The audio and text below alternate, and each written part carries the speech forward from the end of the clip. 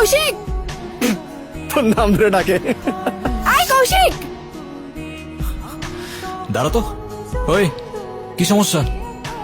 আমার নাম ধরে ডাকতেছো কেন? সিনিয়র আমি তোমার। আই কি সমস্যা কি? আমার নাম ধরে ডাকতেছো কেন? সিনিয়র আমি তোমার। আরে আসো, আবার ভেঙাচ্ছ আমাকে। তোমার সাহস তো কম না? কি কিছু বলি না দেখি কি ভাবছো? যা ইচ্ছা তাই করবা? কি করবেন আপনি? কিছুই করতে পারবেন না। কারণ কারণ কারণ আমি একটা মেয়ে, সিম্পল। ঋতুর সাথে আমার কানেকশনটা অদ্ভুত ভাবে হয়ে যাচ্ছিল, যেন ও আমার গল্পে লিখে রাখা একটা কাছের মানুষ, কিংবা বলতে পারেন মনের মানুষ। এ কি রে, আমার বাইক কই? তোর বাইক কই রাখছিলি?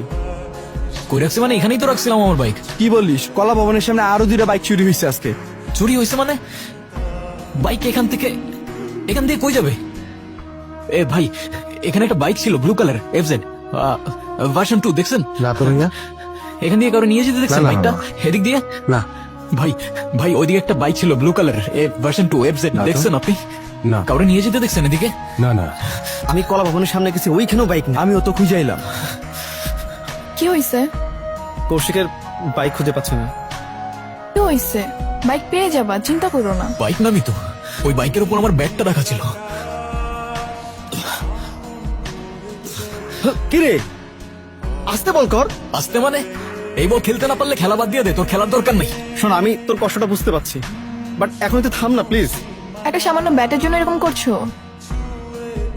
নতুন একটা ব্যাট কিনে নিলেই তো পারো। ওইটা 8-10টা ব্যাটের মতো কোনো ব্যাট ছিল না, ওটা ছিল আমার মায়ের দেওয়া শেষ গিফট। শেষ কি? আমি তখন ক্লাস 9-এ পড়তাম। আমার মা সিঙ্গেল মাদার ছিল, অনেক কষ্ট করে নিজের সুখ স্বপ্ন বাদ দিয়ে আমাকে বড় করছে। আমার ক্রিকেটের উপর নেশা দেখে আমার বার্থডেতে ব্যাটটা গিফট করেছিল।